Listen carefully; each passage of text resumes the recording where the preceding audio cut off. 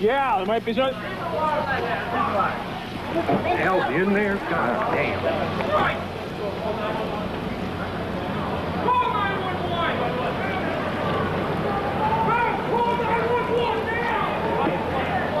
I'll come across.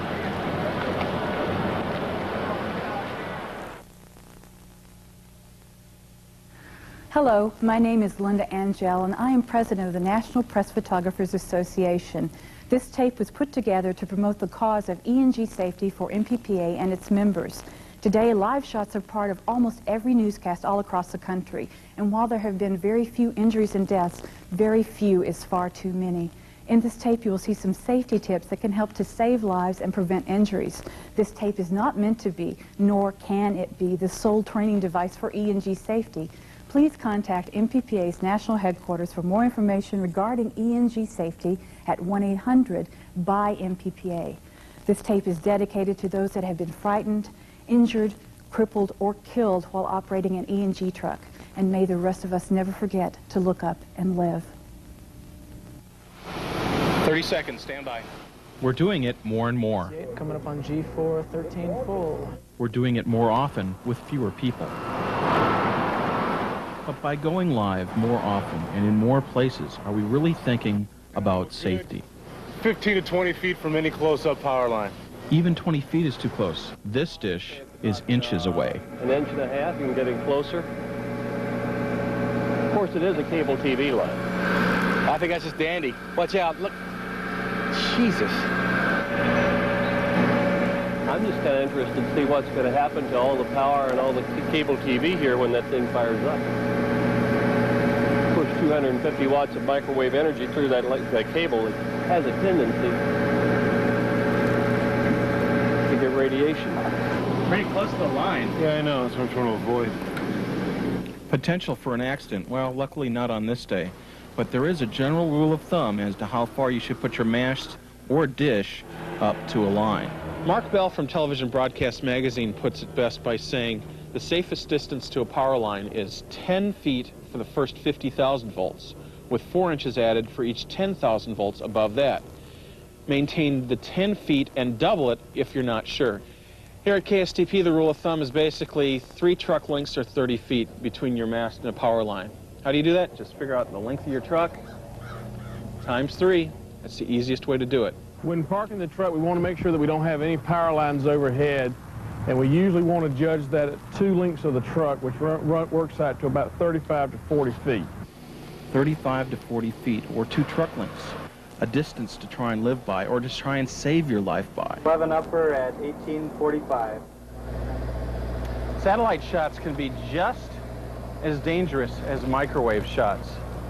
We have the microwave mast up and the satellite dish up for this shot for different reasons, but I won't go into that. But we have to check safety on all counts. Just as important to make sure that everything on top of that truck is far away from any obstruction.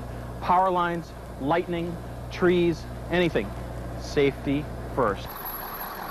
I wanted to make a point especially about night. This is shot at natural light. The best weapon you have with safety at night is one of these.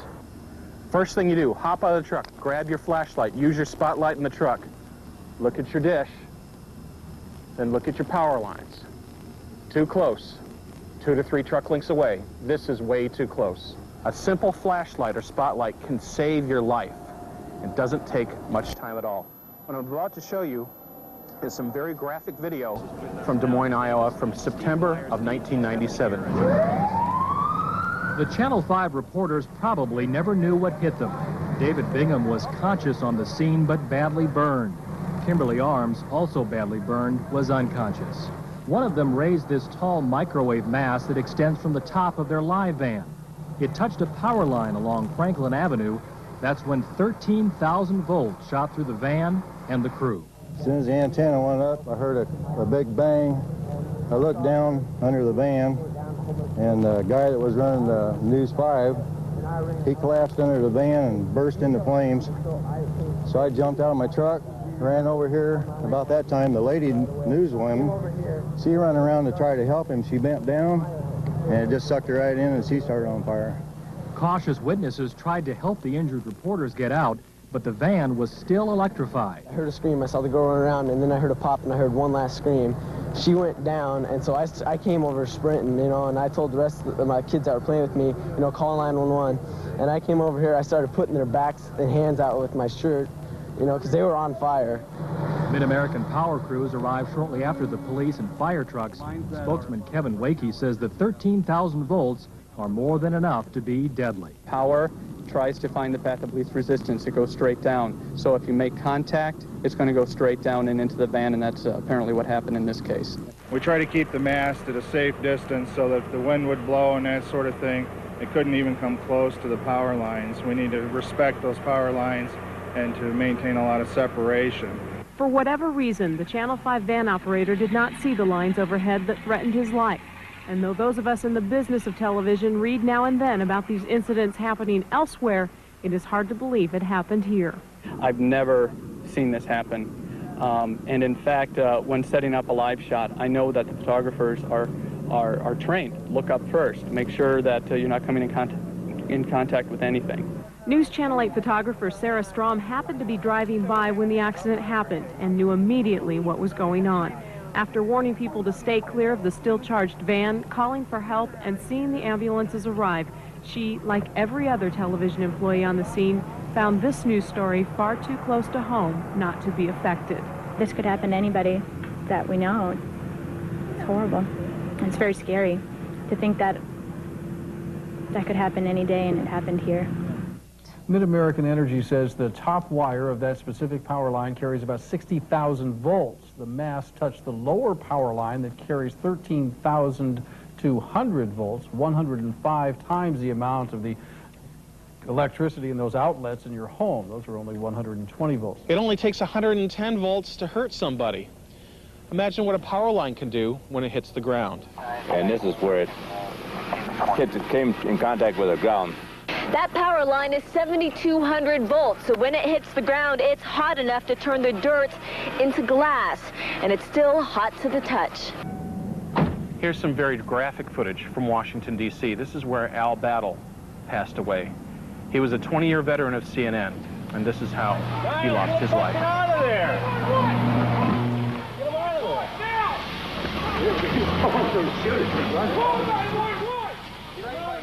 Yeah, there might be some... Hell's in there? God damn.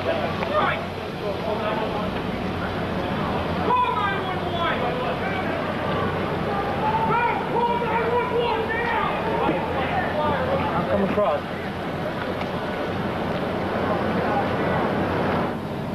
It's a terrible situation, and if you ever saw a situation with, like Al, I tell you, it really gets your attention. Here's another example from Pittsburgh. Another van parked underneath power lines. Another good place for information can be from your power company. Here's an example of just some things to think about from PG&E.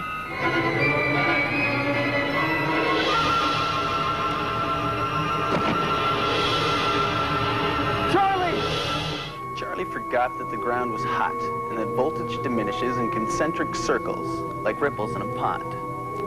Forgot that he was stepping into a lower voltage than what was under his back foot. Forgot to hop or shuffle with his feet together. Feels all right. Dan Nelson's one of the lucky ones. He got hurt in Fort Myers and lost his leg as a result of an ENG accident. There's a really lacking attitude in the industry towards ENG safety, and management hasn't paid enough attention to it, and it's gone on for too long. I don't know. I mean, I've been a victim. There have been other victims, and there will be more. But somebody's got to stand up and get somebody's attention. Mark Bell from TV Broadcast Magazine says distraction is the biggest problem in ENG and S&G accidents. 30 seconds. 30 seconds can be a period of time that if you walk around your truck and take a look, it can save your life. You might not even have to die. If you have a crippling accident, it can affect your life forever. 30-second walk around by checking under the truck, checking up over the truck, can be the difference. 30 seconds gets interrupted, start it again. Give yourself 30 seconds. 30 seconds can save your life, just like this 30 seconds might save you. 2.5 minutes to pre-show. And when that award-winning live shot is all said and done, don't forget, you may be in a hurry to get home, but make sure everything's down and all ready to go. Watch out for those lights and think safety. A lot of things to think about in the last over 9 minutes tape that you just watched, but the most important thing to remember is probably just 4 words. 4 words. Look up and live. Look up and live.